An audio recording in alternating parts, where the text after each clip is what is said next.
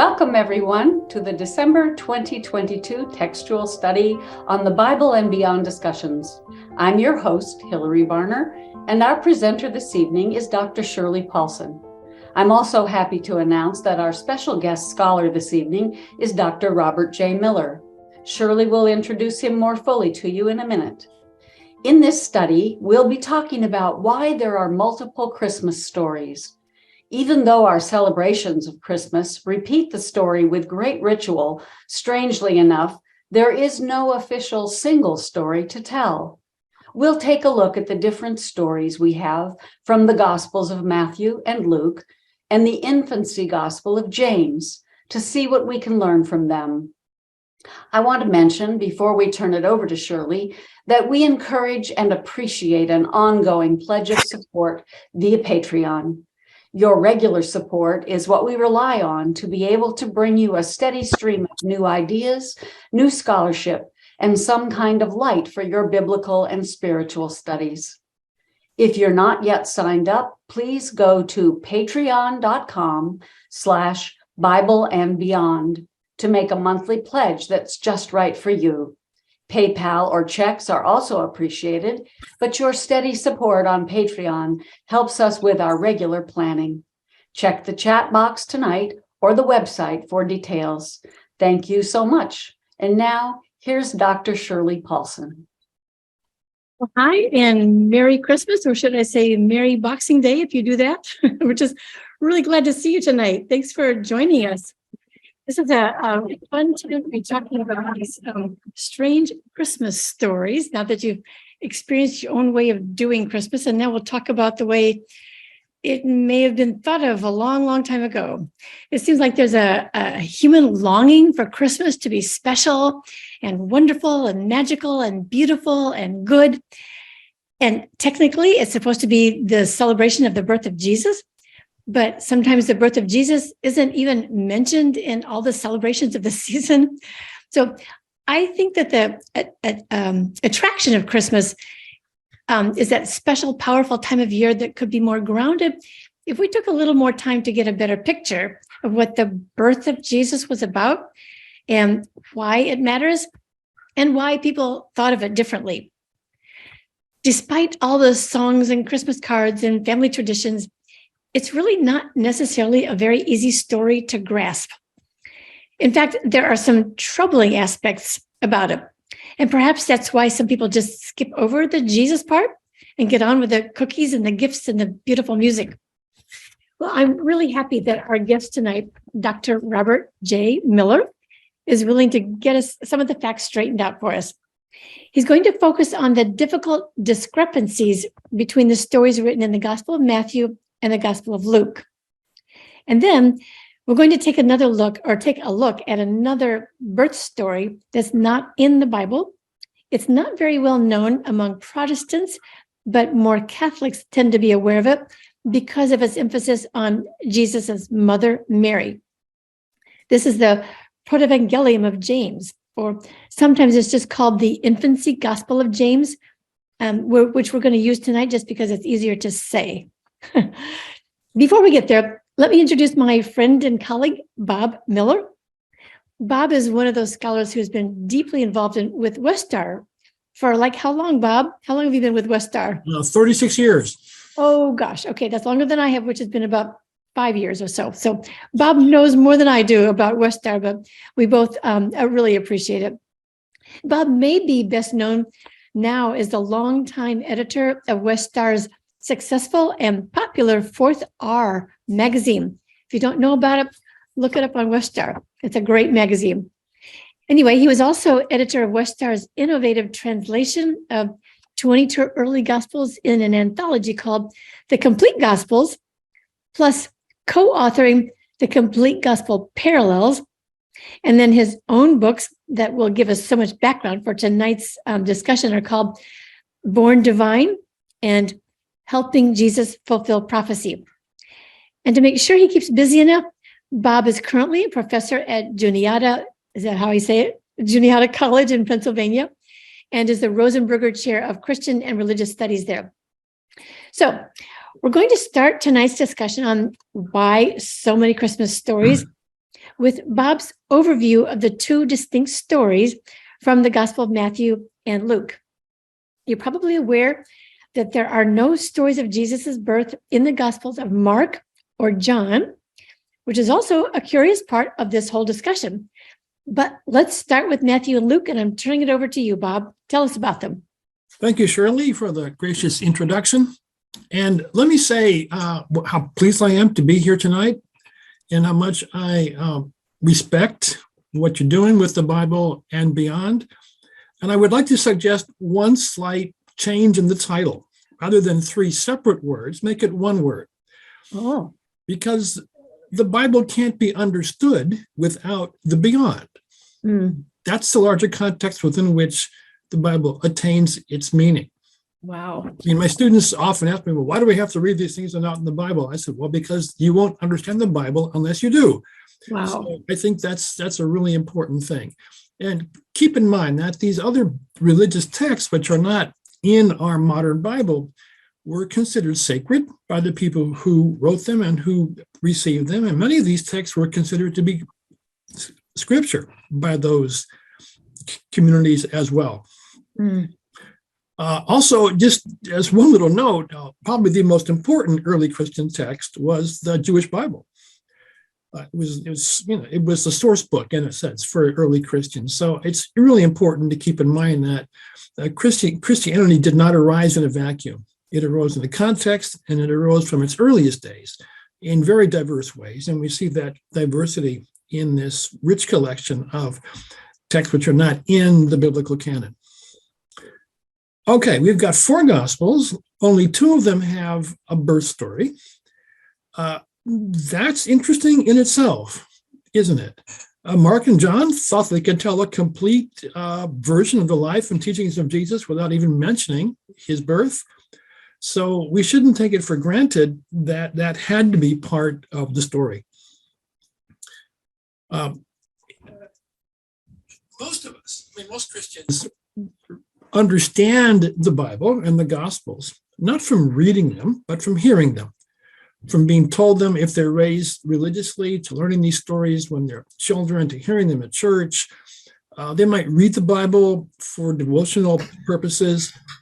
But as my students find out, even once you've had a great deal of biblical education before they come to college, there's a big difference between knowing the Bible and reading it. Some of them are quite surprised what the Bible actually says, because it's not quite what they were told. And one of the places that's most evident is in the Christmas story. Our Christmas story that we have in our minds and in our movies and all the rest is entirely natural that we would have it. It's a mixing and blending of the stories in Matthew and Luke, and that's how our memories work. So it's no surprise that we have these little manger scenes, with the shepherds and the donkeys and the wise men and the star. But there's no scene in the Bible like that, right? And when you actually do an outline of the story in Matthew and an outline of the story in Luke and put them up side by side, it's quite startling. They don't have a single episode in common. Not even the birth of Jesus. Matthew doesn't even narrate that. He goes right from Joseph receiving his vision from the angel, and the next sentence says, and after Jesus was born.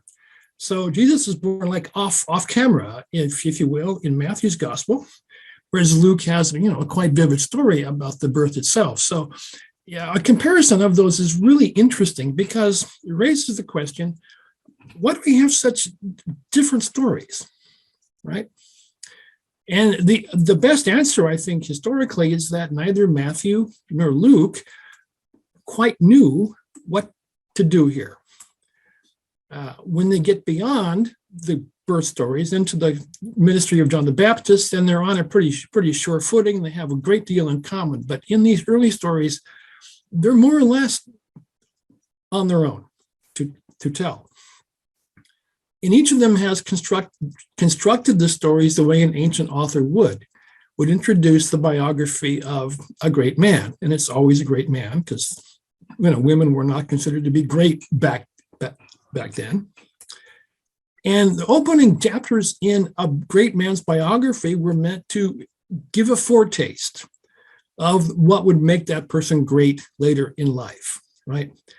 And so these are kind of warm-ups for the big story. And anybody reading those would understand what I'm reading now is to give me a preview of who this guy is going to become. And Matthew and Luke they have somewhat different versions of that. Matthew's agenda predominantly is to show that Jesus qualifies to be the Messiah of Israel by being a descendant of David and by fulfilling prophecies. And a number of other things that we don't need to get into as well, but those first two chapters in Matthew are loaded with biblical references and sometimes with quotations, actually, from the Old Testament. Matthew's story by itself is actually a pretty terrifying story. And I don't think it should be told to children. It's mostly about someone trying to murder a baby, right? And the last minute escape that the family makes when they find out that the king is trying to kill them, and then towards the end of that chapter 2, babies get slaughtered or young boys get slaughtered. It's an awful story in some ways, but Matthew's making it serve his own theological agenda by portraying Jesus as a new Moses. And you might remember that Moses, as a baby, escaped the slaughter of Israelite boys through intervention, right? So in a sense, Jesus is being portrayed as the new Moses for the new people of Israel. Luke has a much, shall we say, broader agenda. He's not specifically addressing only Israelite people. He's speaking more generally to the Greek and Roman world. And Luke is setting us up for Jesus as a proclaimer of this thing called the kingdom of God. Now, you need to know that in the ancient languages, the words for kingdom and the word for empire were the same word. It's English that makes a distinction. So when Jesus was talking about the kingdom of God, he was talking about the empire of God. He was saying that in the Roman Empire. And so by choosing that term, Jesus had to have known and deliberately decided to pick a term which was politically powerful and subversive. He was talking about a way the world could be if God was in charge instead of Rome being in charge. And so Luke sets the story up with that in mind to get us ready for that kind of a message. Because you might remember in chapter 2 in Luke, when Luke gets ready to tell the birth of Jesus, he winds up within the days of Caesar Augustus, during the time of a great census. The census was a time when people were being registered for taxation. So it was a time of the empire flexing its might to oppress its people. And Jesus is born in this lowly place, right? Unseen, unheralded except by angelic beings and lowly shepherds. And we're being already introduced to the fact that the empire of God will be like an upside down version of the oppressive hierarchies by which Rome runs the world, in which might makes right. So that's way too simple, but that's in broad strokes what Luke and Matthew are trying to do.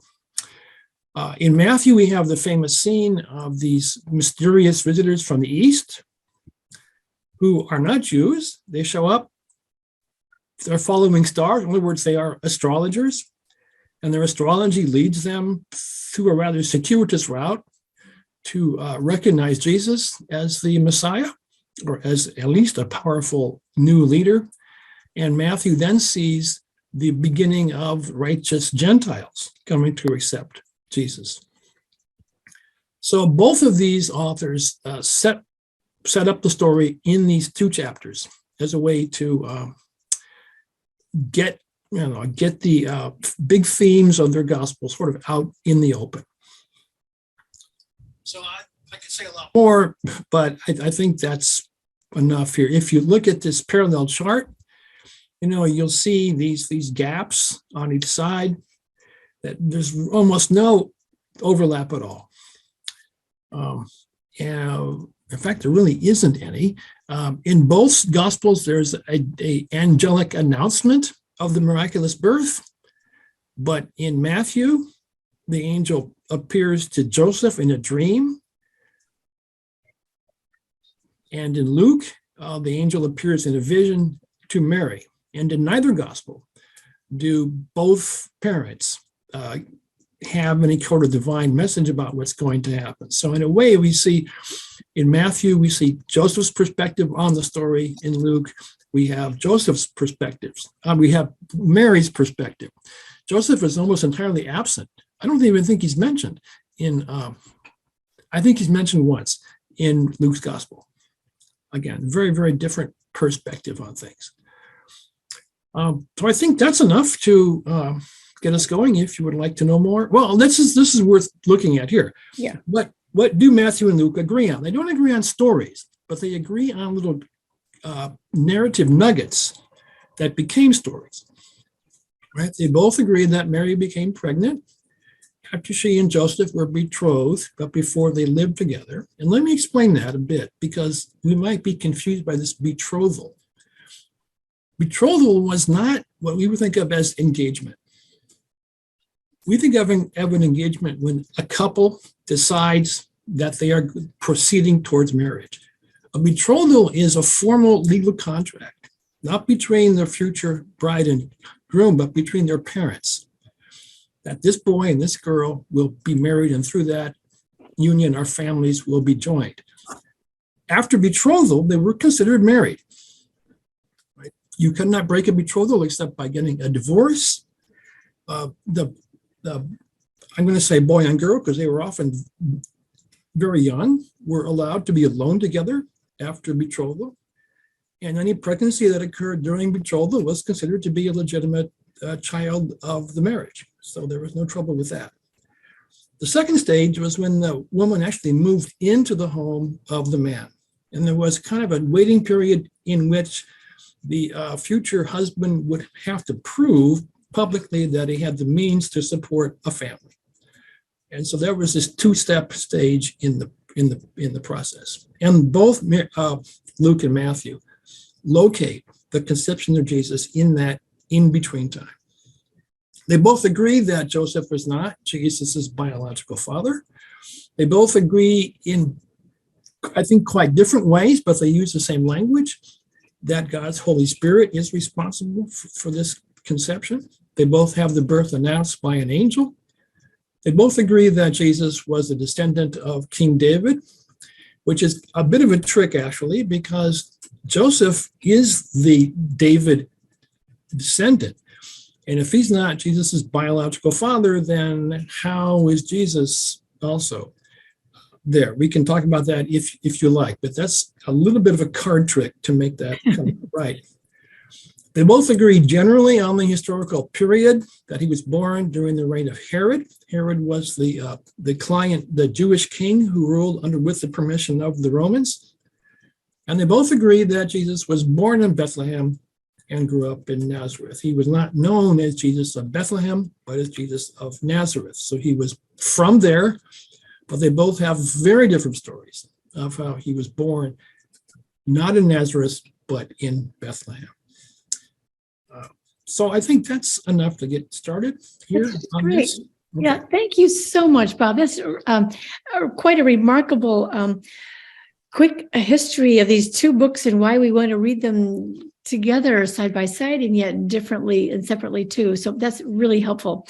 We do take the time in this group to stop and ask questions along the way. So you've given us a lot to chew on, and let's just pause here to ask questions or make comments before we go on. This is your time to stop and ask Bob some questions here.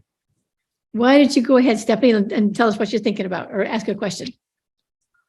We didn't cover this yet, but we're at the point where we're talking about being betrothed, meaning the parents had agreed or maybe even arranged the marriage, but they haven't actually they're not actually married. What about this idea about the virgin birth? I had read somewhere many, many years ago that the word virgin was translated, actually it meant woman, and somewhere along the line it got turned into virgin. And I'm wondering if you came across anything in your studies about that. Right. people were considered married husband and wife after betrothal. I want to emphasize that. Okay, but the marriage took place in two formal steps. It was completed after she moved in with him, but it was already in force after the betrothal. And this is really important to Matthew's story, because only Joseph knows that he's not the daddy, right? And so if he says nothing, people will just assume it's his child. And so that's the dilemma that he's in. So that's important to set up his confusion about that. Now, the bit about the virgin, that's complex because we're talking about, fine points of meaning between Hebrew and Greek words. But I have written quite extensively about this, that the word in the Greek text, parthenos, is typically translated as virgin, but it does not mean that and never has meant that. You can look it up in any Greek dictionary and it won't give you that meaning, except there's like the fifth or sixth meaning of it. A parthenos means a young woman who had not yet had her first child. And when the Bible wants to talk about a woman who is a virgin, one who has not yet had intercourse, they're very specific. They say it's a parthenos who had not yet slept with a man. Or in the biblical euphemism, a young woman who did not yet know a man. That's how they would say it. And that's precisely how Luke introduces Mary, right? Because when the angel tells her that she is going to conceive and bear a son, then she replies quite strangely, well, how will I do that, because I have not yet slept with a man? If you think about that realistically, she's betrothed. She's told she's going to have a child. And she said, well, how can this be? I haven't yet had sex, which she would assume, of course, we're going to have babies. That's the whole point, right, of getting married. So, of course, I'm going to have a baby. Big deal. But Luke has her ask that question so that the audience understands, right, that she has not yet been intimate with Joseph. So lacking that description of a parthenos who's not yet known a man, I mean, I don't believe that the word should be translated that way. And in the Westar translation, in the complete Gospels, she's just called a young woman.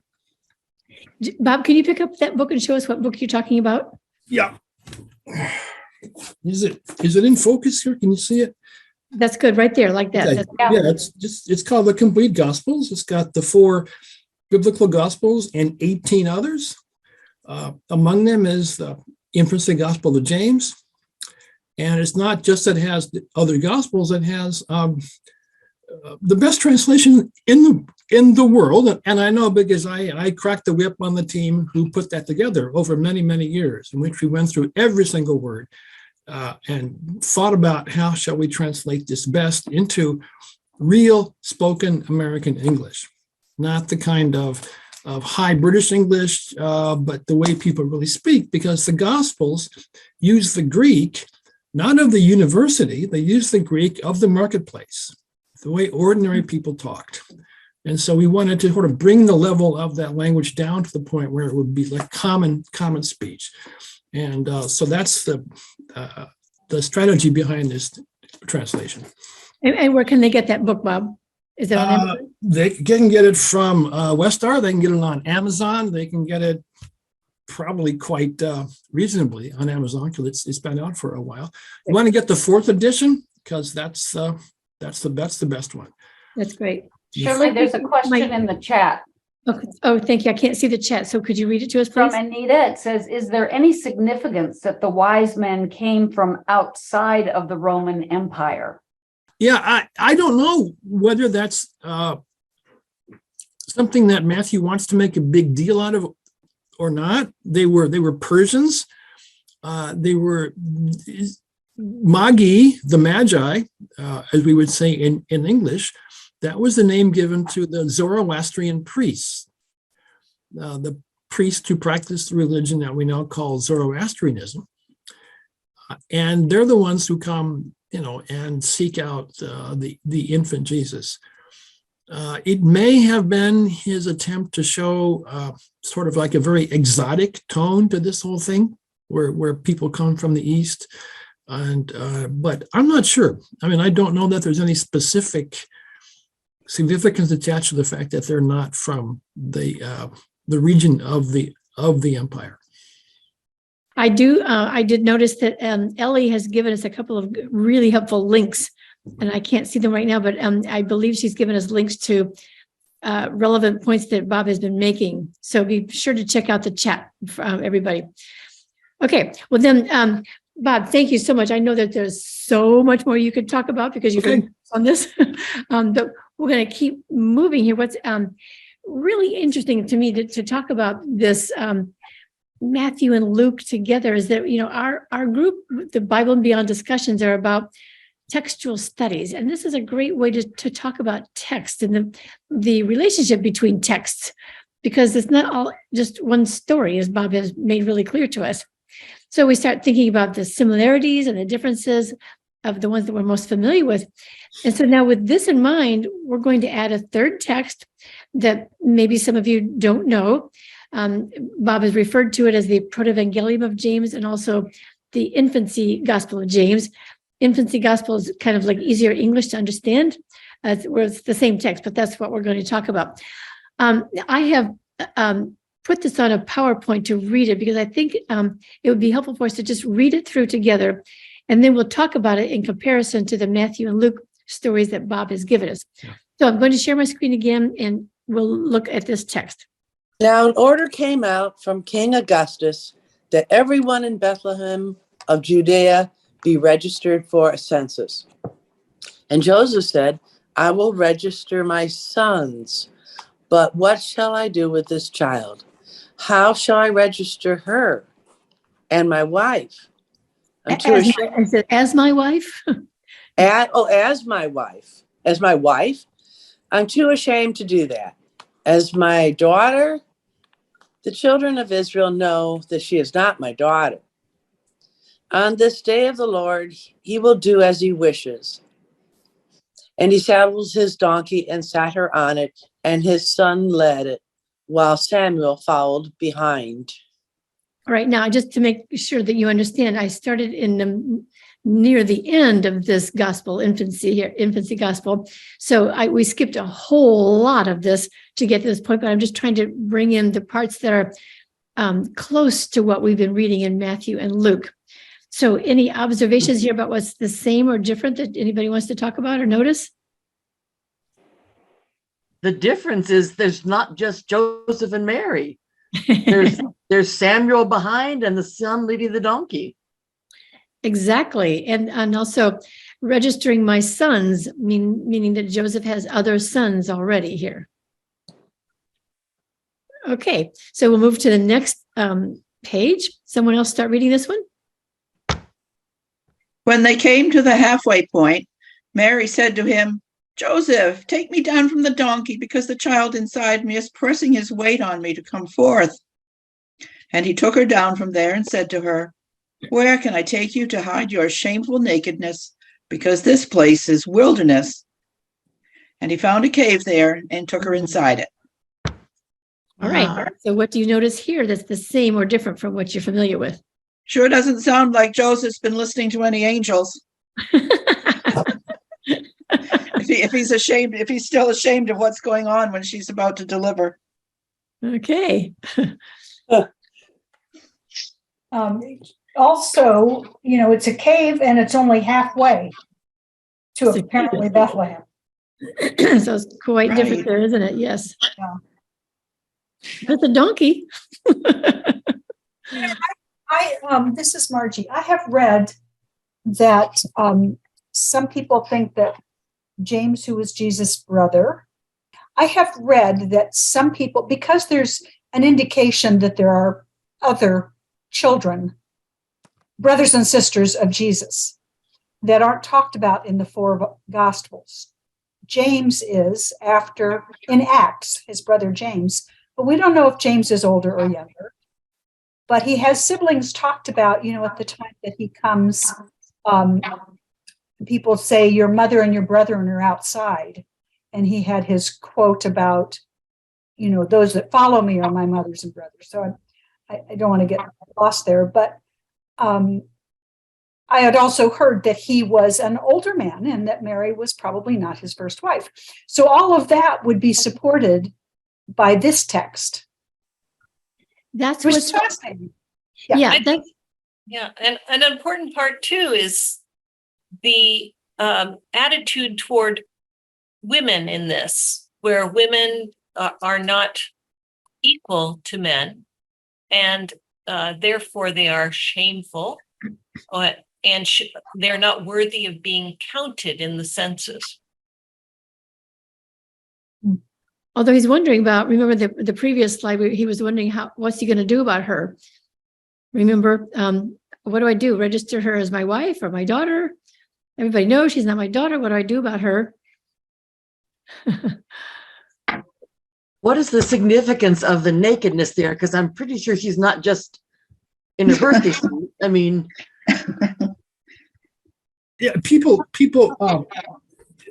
had a big thing about nudity, right? Especially in the people of Israel. And it would just be shameful for anybody to be in public naked. And when a woman gives birth, she can't avoid that, right? And so that's why men were never allowed to participate in that stuff. It was all supposed to be a women's thing entirely. And that's why Joseph feels so completely inadequate, which of course he is, because he knows nothing about this. And he's going to go and try to find a midwife. That's the next chapter here. Right, and that's the next verse here. So why don't we have the next person read this one here? Joseph speaking in first person, and I saw a woman coming down from the hill country, and she said to me, "Man, where are you going?" I replied, "I am searching for a Hebrew midwife." And she asked me, "Are you from Israel?" And I said to her, "Yes." And she asked, "Then who is the one who has given birth in a cave?" And I replied, "My betrothed." And she said to me, "Is she not your wife?" And I replied to her, "She is Mary, the one who was brought up in the temple of the Lord, and I received her by lot as my wife. But she is not my wife. However, she has conceived by the Holy Spirit." Okay, now what do you do with this? Any thoughts?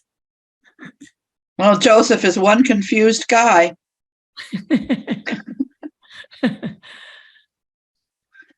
Well, earlier in the story, Joseph is chosen to be a guardian for Mary. He insists that he is not going to complete a marriage with her because she's just a child. She's probably 13 or 14 or 15 in the story. He's already has grown-up sons, and much against his will, he sort of the priests believed that he'd been chosen by God to be the protector of this girl. So that's why he wants to make it clear that no, I'm not sleeping with this woman. I'm her protector, and that's all she is to me. So that's part of this tradition we have of Joseph being an older guy, right, and Mary being very young. That comes from this guy. So I think what's really helpful about reading this is to understand where some of the traditions have come from that we haven't heard before, where they come from, but they came from here. And a lot of it is similar to Matthew and Luke in different ways, but also differences. And this is where some of these traditions have come from. As far as I know, Bob, maybe you can help me with this. These are the three main stories of the birth of Jesus. Is there another one that's significant? There are others, but they were not well circulated. This story is actually more popular than the biblical Gospels, as far as we can tell. And people just loved it. It was done up in. I mean, there are scenes from this in artwork, early Christian artwork, etc. That could have only come from this text. It was very, very well known. All right, thank you. So we'll go on to the next one here. Next person. Chime in. Somebody want to read that? I'll read. I'll go. Okay. Okay, And you they read the stood next- in front of the cave, and a dark cloud overshadowed the cave. And the midwife said, "My soul has been magnified today because my eyes have seen an incredible sign, for salvation has been born to Israel." And immediately the cloud contracted from the cave, and a great light appeared within the cave, so that their eyes could not bear it. A little time afterwards, that light began to contract until an infant could be seen. And he came and took the breast of his mother, Mary. All right, so what do you see in this section here? We see the great light, and I've seen that in artwork. I'm so glad he mentioned all the artwork because I've looked at a lot of that. That's great. All right. And isn't that the Magnificat language too? Yep. Some of Mary's speech that we know. Right. My soul has been magnified. Yeah. And what about salvation? I think it's important to notice that one of the main stories of Jesus is that the Savior has come. And like as Bob was telling us before, that could either be subversive or saving, depending upon which side you're on. But the whole point of Jesus' arrival is to be a Savior. And he came and took the breast of his mother. Makes you think it wasn't the day he was born. Who knows? For those of us who had babies, that seems a little odd, but anyway. Okay, next reader. Okay. And the midwife went out of the cave and met Salome and said to her, Salome, Salome, I have a wondrous sight to tell you about. A virgin has given birth, something that is contrary to her physical nature. Then, summarized here, not the actual text, Salome wants to test Mary's virginity by inserting her finger. Yuck. This is an interesting parallel to Thomas's insistence that he must also insert his finger after his crucifixion in order to believe it is truly him, which is in the Gospel of John. So we're getting into the virginity question here, and it does go into some great detail. This is obviously the only summarized, and you can read more details if you want to. But, Bob, while you're here, this might be a good time to talk a little bit about that virginity from Isaiah and why that is an important connection for us. Well, it's not, Isaiah does not refer to a virgin at all. I mean, it doesn't even use, that's not at all the point. Isaiah speaks to King Ahaz, promises a son whom he will name Emmanuel, who will be assigned to him, that the terrible predicament that he's now in, that he will have God's assistance during that time. So this is not anything in Isaiah about that. Isaiah was interpreted by early Christians, some of them at least, to be a prophecy about the virgin birth. Again, there's a lot written about that, blah, blah, blah, but that's where that begins to start.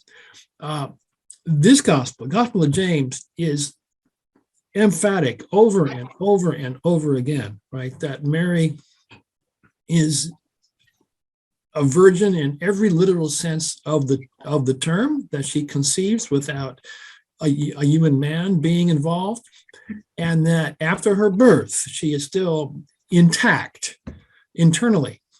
That's the bit about the light, right? Later theologians said that Jesus came from the womb of Mary as light shines through a pane, without breaking it. Light shines through glass.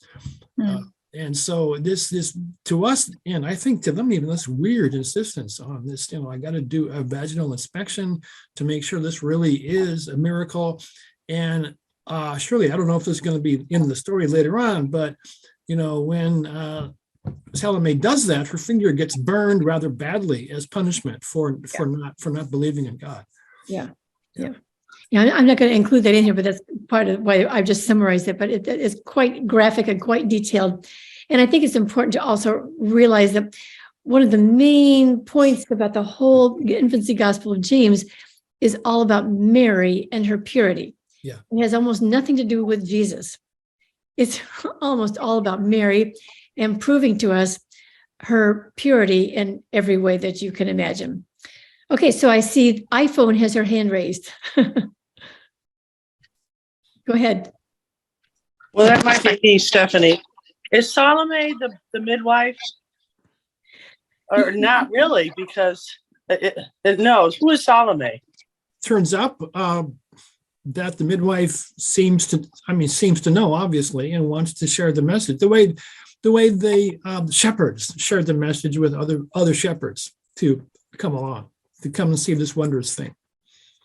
And Bob, do you think this Salome has anything to do with the Salome in the Gospel of Thomas? No, it was the second most popular name for women in the ancient world, or in the Jewish world. So there were hundreds of thousands of women named that.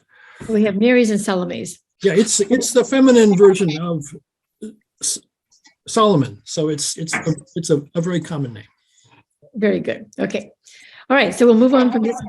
I'm sorry. Is there another question? No. Okay. We're moving on then. All right. Next person reading this. Thank you. And Salome cried out and said, "Woe for my lawlessness and for my disbelief." And Salome came to the child and lifted him up, saying, "I will worship him, for he has been born a great king to Israel." And behold, a voice said, "Salome, Salome, do not report the incredible things you have seen until the child goes to Jerusalem." I was just saying, well, to myself, then he wasn't born in Bethlehem according to this. I mean, Bethlehem is pretty close to Jerusalem, but I don't think it's actually in the town where he's born. Okay. And of course, Bob's point there too about Salome crying out for her disbelief because she was punished for her disbelief. And so there's an important part about this also, again, verifying and proving the virginity issue. So that's kind of what this is about. And the fact is that our relationship to this is to worship because this great king of Israel has been born. All right. And next, who wants to read this one, please? And behold, Joseph was preparing to go to Judea, but there was a great commotion in Bethlehem of Judea, for Magi came, saying, "Where is the King of the Jews? For we saw his star in the east and have come to worship him." And when Herod heard about their visit, he was troubled, and he sent servants to the Magi. And when Herod realized he had been tricked by the Magi, he grew angry and sent his assassins, saying to them, "Kill all the infants 2 years old and younger." Have you heard the story somewhere? All right. So I just included this part, especially just because I think it's helpful to think about where things are similar and where things are different from the other Gospels. And this is clearly very much related to Matthew's story of the Magi. Anybody see any differences here or just similarities? Well, if they're looking for the king of the Jews, they're not looking for a religious savior necessarily, but they're looking for somebody who is going to take away Herod's title. That's pretty plain here, isn't it? Yeah. Yeah. And it sounds like they are really interested in having that happen. If they come all the way from Babylon and plan to worship this new king, they are pretty eager to have Herod gone, I would say. That's a good point. Okay. And then this is the ending one. One more person, please. Oh, Anita, before we go on, I see your hand up. Anita, go ahead. Yeah, I was just going to note that it seems like in the story of Matthew, they go to Herod first and inquire where Jesus is. Here they're coming to Bethlehem, apparently without having gone to Herod first. And Herod is finding out about it after the fact, which is kind of an interesting little twist. It is an interesting twist. In fact, Matthew's account of it is so funny. I mean, it's so twisted. It's almost hard to follow. Why are they putting it in the order that they put it in? And this seems to have a little bit more smoothed out logic to it. So it could indicate that this writer took the story and smoothed it over, maybe. Okay, thank you, Anita. All right, then the last one here. Wait a second. Didn't it just say that Herod felt tricked by the Magi? Yes. So wouldn't that be consistent with them having talked to him first? Well, I don't think he has to have talked to him first, but it's true. It depends on when he was tricked or how he was tricked. James assumes that people know the story from Matthew. So he's using that as the backdrop and making slight revisions or sometimes just inventing whole new episodes to go with it. So I don't think we need to be too worried about the continuity here.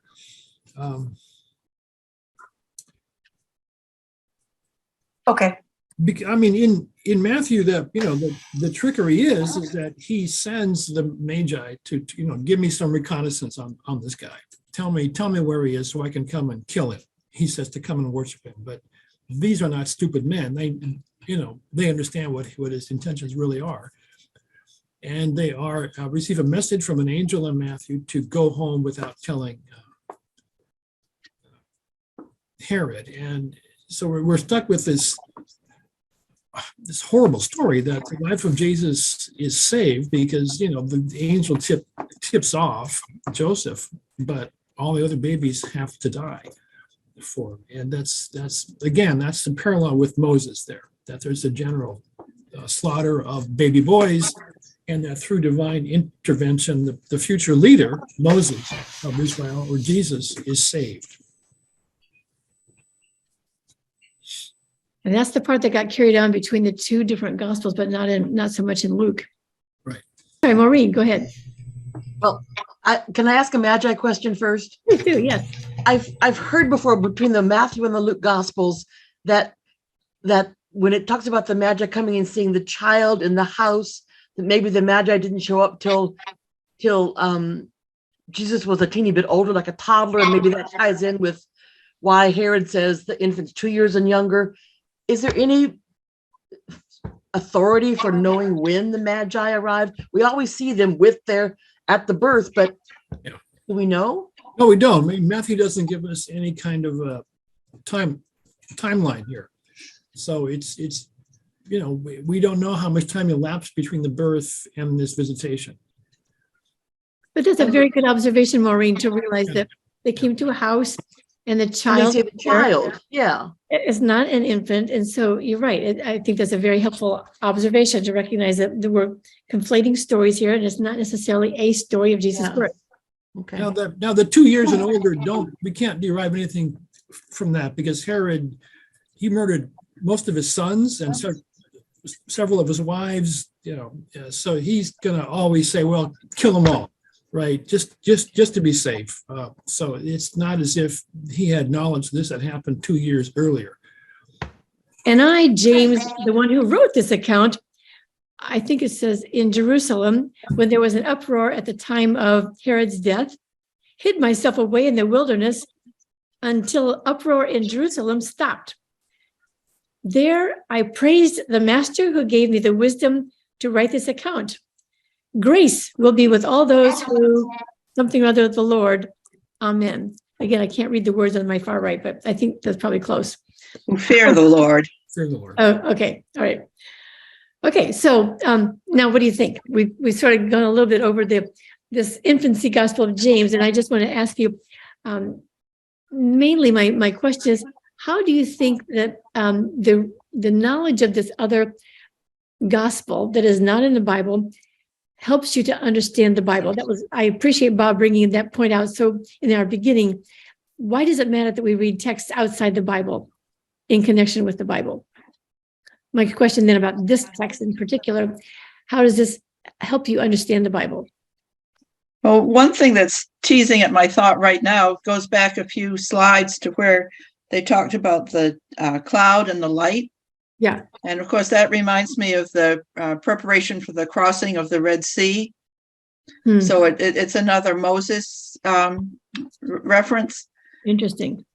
And so it starts, I think it can make you start to go back to the Moses story and start thinking about what was really meant by that, by the writers back for that episode of history, or if it's history.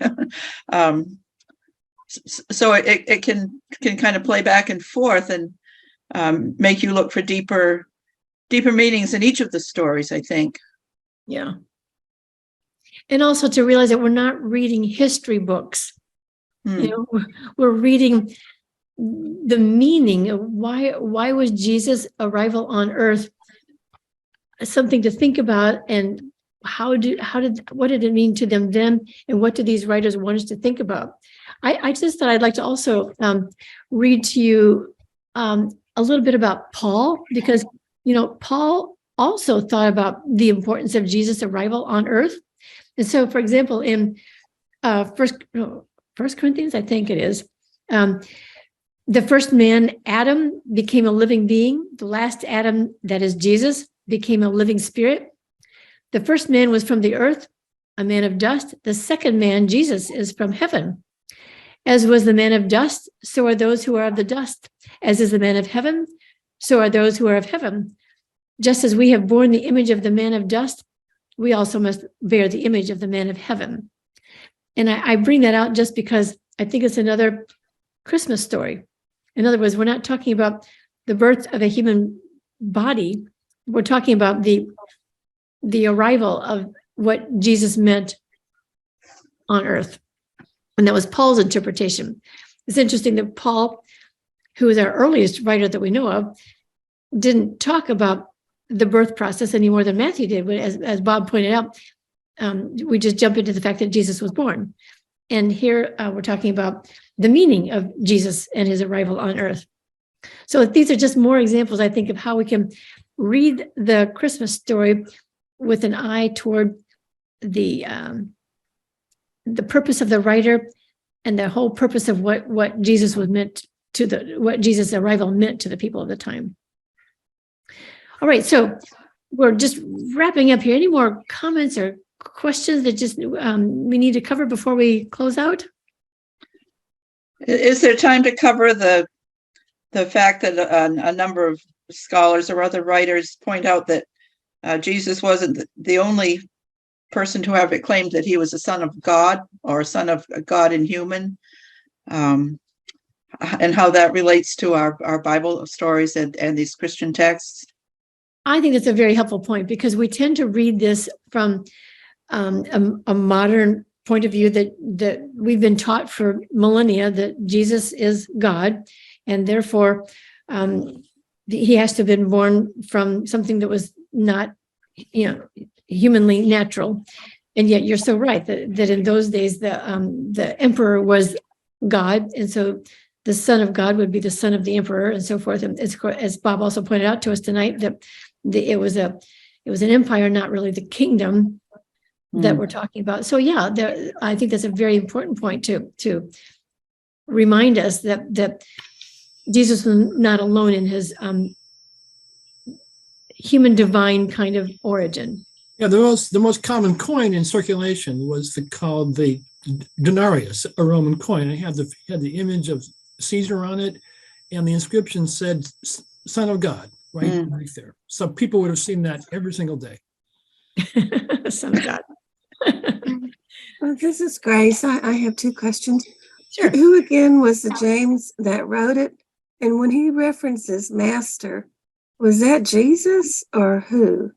He said, I had to wait until the master gave permission, and then I did it. And the only Jameses I know is the brother of Jesus. I know the Apostle James. I know there's another person who says he's James, came later. So who is supposed to have written this that we think wrote it? And who's referenced as the master in this last part?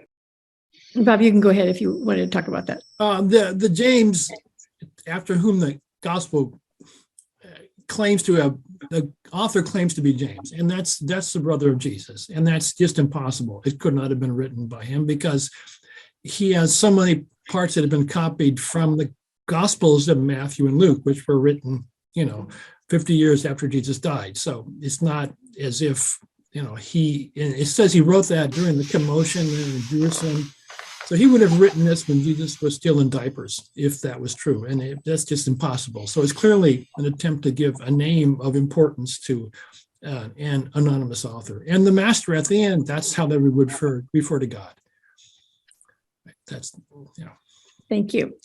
So we are like 1 more minute to go here. Any more questions we need to cover before we go? Yes, Ellie. Yeah, I just want to mention that I had posted a link to the podcast with Bob Miller, and there's also a post about the Son of God issue that you were asking about. And Bob has written a book called Born Divine that also addresses that. So, so there you have it. The link is in the chat. Ellie, thank you so much for bringing those up. I really appreciate your doing that for us. Thank you. And I do really recommend that people look this up. I hope you've enjoyed getting to know Bob this way and look up what he's written for you. It's excellent, really excellent. All right, so I want to tell you that next month, we're going to be talking about just going to be a whole textual overview of all the things that are not in the Bible that have to do with Jesus stories. So Deb Saxon will be with us, and she's going to give us a picture of the way these different texts float around and how they have coherence and what they mean together. So that'll be our discussion for next month. So Hillary, you want to finish this up? Okay. Thank you, everybody, for your participation. This was the December 2022 textual study on the Bible and beyond discussions on why there are multiple Christmas stories, led by Dr. Shirley Paulson with guest scholar Dr. Robert Miller. Once a month from 8 to 9 p.m. Eastern Time on Monday nights, usually the fourth Monday of the month, we provide a discussion on one or more of the early Christian texts. One of our knowledgeable scholars leads these sessions, sharing a well-framed overview of these early Christian texts and allowing participants time to ask questions and share their insights. As a reminder, we rely on your regular donations to be able to produce these textual studies. We are so grateful to those of you who've already pledged your support via Patreon. If you haven't become a subscriber yet, please do go to patreon.com/Bible and Beyond to make a monthly pledge. And remember that your contribution helps us keep producing the podcasts, blog posts, discussions, newsletter, and much more on a regular basis. PayPal or a check is also an option that we certainly appreciate. Check the website earlychristiantext.com for details. Thank you, and we hope to see you in the new year.